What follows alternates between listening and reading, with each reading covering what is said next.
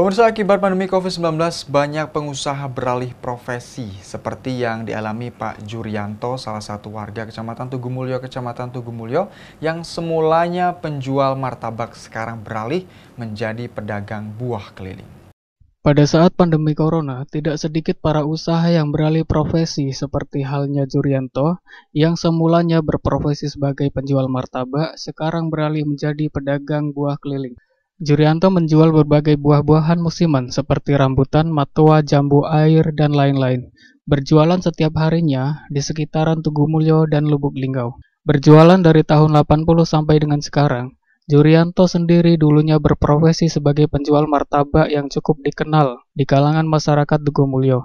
Namun, sekarang Jurianto beralih profesi menjadi penjual buah-buahan.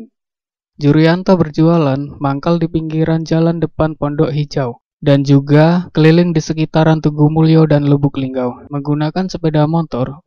Untuk waktu berjualan, Jurianto berjualan setiap hari, berjualan dari pagi sampai sore. Saat ini, Jurianto menjual buah matua. Harga buah matua yang dijual dalam 1 kilonya dibanderol dengan harga Rp60.000.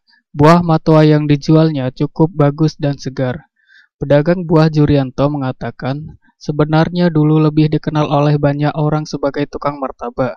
Semenjak adanya COVID-19, beralih profesi menjadi pedagang buah.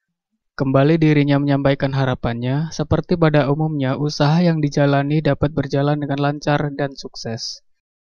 Ini sampingan utamanya saya itu tukang martabak sebenarnya. Asli profesi saya ini boleh ditanyakan orang sekampung ini, saya ini tukang martabak sebenarnya.